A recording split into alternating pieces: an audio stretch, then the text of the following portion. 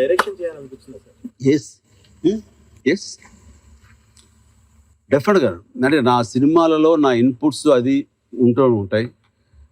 రాఘవేంద్ర గారే బయట చెప్పారు కాబట్టి, అశ్విన్ దత్ గారు చెప్పారు కాబట్టి, యండమూరి వీరేంద్రనాథ్ గారు ఇంకో విషయంలో ఇంకో సందర్భంలో చెప్పారు కాబట్టి ఈరోజు చెప్తాను. అంటే జగదగ వీరుడు అతిలోక సుందరి సినిమా కథ జరుగుతున్నప్పుడు చర్చలో అప్పుడు మేము కూర్చున్న వాళ్ళం. అంటే సత్యానంద గారు, సత్యమూర్తి గారు, యండమూరి వీరేంద్రనాథ్, నేను, జంధ్యాల గారు, ఇంతమంది రోజు కూర్చునేవాళ్ళం. ఆర్టిస్ట్ నీకేం పని వెళ్ళవై అని ఎవరు అనేవాళ్ళు కదా. బాబాయ్ రా, నువ్వు మంచి మంచి పాయింట్స్ చెప్తుంటారు, నా మీద నమ్మకం రాఘవేంద్ర గారు. అలా కూర్చునేవాళ్ళం మేమంతా. కూర్చున్నప్పుడు ఆ అమ్మాయికి కాళ్ళు చచ్చుబడిపోయి డబ్బులు కావాలి, దానికోసంగా ఒక ర్యాకెట్ సైంటిస్టు మన హెచ్ఆర్డి ఉంటుంది కదా, మన డిఆర్డిఓ, అక్కడికి వెళ్ళిన తర్వాత వాళ్ళని అడిగితే వాళ్ళు సైంటిస్ట్ వాళ్ళు రాకెట్ కేంద్రం పంపిస్తారు ఈ పక్కనే ఉన్నటువంటి ఇదికి. అక్కడ అందరూ ఒక మనిషి వెళ్తే కనుక వాడికి డబ్బులు ఇస్తారు, ఆ డబ్బులతో ఈ అమ్మాయి కాళ్ళు బాగు చేయించవచ్చు అని వాళ్ళు అనుకుంటున్నారు.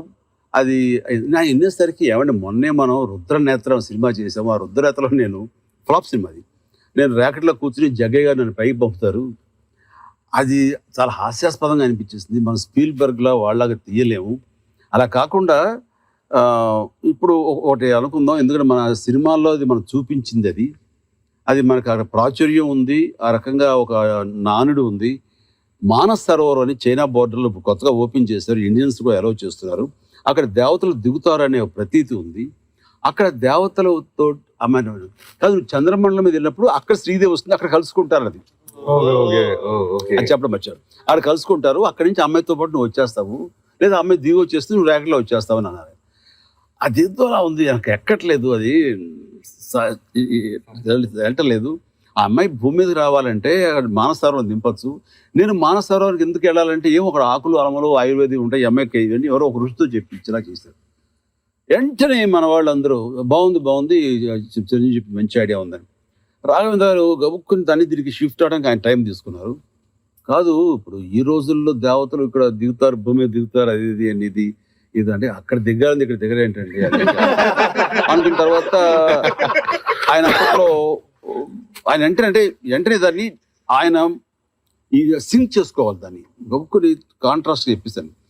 అయ్యేసరికి సరే మీరు అందరికీ ఇది బాగుంది అంటున్నారు కదా చిరంజీవి, రైట్, దీన్ని తెర మీద ఎలా చూపిస్తారు చూడండి, మీరు అద్దర కొడతా ఉంటే ఆయన అంత ఛాలెంజింగ్గా తీసుకుని నిజంగానే ఆ హిమశిఖరం వచ్చినట్లు, ఈ అందచందాలు ఉన్నట్లుగా గ్రాఫిక్స్ లేని రోజుల్లో అది చూపించారంటే కనుక అది ఆయన మ్యాజిక్. ఇప్పుడు ప్రతి సినిమాలో మీ కైండ్ ఆఫ్ బాడీ లాంగ్వేజ్ కానీ మేనరిజం కానీ ఇలా ఉంటాయి కదా సార్, అది ఫస్ట్ నుంచి కన్సిస్టెంట్ గా మెయింటైన్ అవుతూనే వస్తుంది.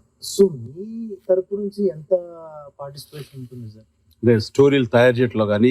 మీ క్యారెక్టర్ బిల్డ్ చేసుకుంటాం దగ్గర నుంచి స్టోరీ ఇంకా ఇలా ఉంటే బాగుంటుంది, ఎందుకంటే మీకు ఒక కైండ్ ఆఫ్ ఎక్స్పీరియన్స్ ఉంటుంది. మీరు ఒక 4 సినిమాలు చేసిన డైరెక్టర్ తో చేసినప్పుడు అన్నప్పుడు ఇలా కాదు, ఇలా ఉంటే బాగుంటది, ఇలాంటివి 100% డెఫినెట్ గా కథ విన్న దగ్గర నుంచి వాళ్ళు ఎలా చేస్తున్నారో అది వింటూ, అలా కాకపోతే ఈ రకంగా ఉంటే బాగుంటుందని సలహాలు ఇవ్వటంలో కానివ్వండి, నా పార్టిసిపేషన్ 100% నా ఆల్మోస్ట్ నా బిగినింగ్ నుంచి కూడా నాకు అన్ని సినిమాల్లో ఉంటుండేది. అలాంటి వెల్కమింగ్ ఆ డైరెక్టర్లు, ఆ రైటర్స్, ఆ నిర్మాతలు నాకు ఇచ్చేవారు నా మీద నమ్మకంతో. అలా కూర్చునేవాడు. ప్రతిదీ కథ చర్చల విషయంలోనే మేమంతా కూర్చొని పార్టిసిపేట్ చేసేవాళ్ళం. అలాగా రాఘవేంద్ర గారి జగదగ వీరుడు అతిలోక సుందరి కానివ్వండి, విజయబాపిని గారి సినిమాలు అన్ని సినిమాలు కానివ్వండి, అలాగా అరవింద్ గారి సినిమాలు కానీ, ఇవన్నీ కూడాను కోదండరామరెడ్డి తోటి, ఇందిరా ఠాగూర్ ఇలాంటి సినిమాల్లో ఆయా డైరెక్టర్స్ గోపాల్తో వీళ్ళందరితో కూడా నాకు చాలా వెల్కమింగ్ ఉండేది. నేను కూర్చోనంటే వాళ్ళకి ఏదో ఒక మంచి పాయింట్, ఏదో మంచి ట్విస్ట్ ఉంటుంది. నేను లాజిక్లో అడుగుతాను, దాని సమాధానం చెప్పంటాను. గ్రే ఏరియాస్ ఉంటే ఆ ఏరియాస్ని ఎత్తి చూపిస్తాను. వాటికి వాళ్ళు ఆలోచించే లోపల నేను కొన్ని ఇస్తాను వాళ్ళకి. ఇందులో అట్లాగా నా పార్టిసిపేషన్, నా కోఆపరేషన్ ద బెస్ట్ స్క్రిప్ట్ అనిపించుకోవడం కోసంగా కలెక్టివ్గా అందరితో పాటు సమన్వయం చేసుకుంటూ చేస్తుంటాను. నేను అట్లా నాకు ఉంటుంది. అయితే డైరెక్టర్స్ కనుక వాళ్ళు వెల్కమింగ్ నేచర్ లేదు, వాళ్ళు నాతోటి నా మీద నమ్మకం లేకో నా మీద ఎందుకులే అనుకుంటే మాత్రం నేను అస్సలు వెళ్ళిన క్వైట్గా బాలుడా చేసి వెళ్ళిపోతాను. మీకు డైరెక్షన్ చేయాలని ఇప్పుడు అనిపించిందా సార్? అంటే దీంట్లో అన్ని శాఖల్లోనూ అవగాహన అబ్జర్వ్ చేస్తున్నాం కాబట్టి ఏ శాఖలో ఏంటి, కెమెరా పనితనం ఏంటి, ఆర్ట్ ఏంటి, ఇంకోటి ఏంటి, మ్యూజిక్ ఏంటి, అన్నిట్లోనూ పూర్తిగా ఇన్వాల్వ్మెంట్ ఉన్న నాకు డైరెక్షన్ అన్నది అది పెద్ద కష్టమైన విషయంగా నాకు అనిపించదు. అది చాలా easy provided if you get a good content. అంటే ఆ కంటెంట్ని కనుక మనం చక్కగా వండి అలా ఉంటే క్యాటర్ చేయటం, వడ్డించడం అనేది ఎవరైనా చేసేయగలరు.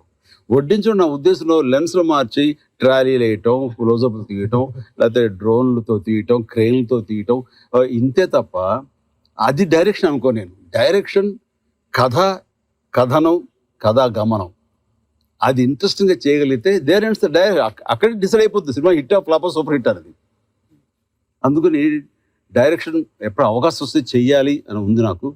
బట్ ఆ అవకాశం, ఆ టైం ఇవ్వకుండా సినిమాతో సినిమా వరుసగా వస్తుంటే కుదరట్లేదు. ఐ థింక్ 70 ఏళ్ళు వచ్చిన తర్వాత మీ అందరికీ డైరెక్టర్గా మీకు టఫ్ టైం ఇస్తాను.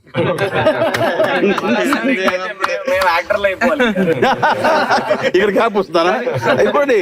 చేంజ్ 4-5 సినిమాలు పనిచేసి డైరెక్టర్లు అయ్యాం సార్. మీరు 150 పైన సినిమాలు పనిచేసి డైరెక్టర్ అవుతున్నారు. మీ స్ట్రెంత్ ఇంకా చాలా ఎక్కువ ఉంటుంది. చాలా ఇంట్రెస్టింగ్ ఉంటుందండి డైరెక్షన్ అనేది. అంటే ఎంత చేస్తే అంత, ఎంత తోలితే అంత షైనింగ్. అది అంతా ఇంత కాదండి.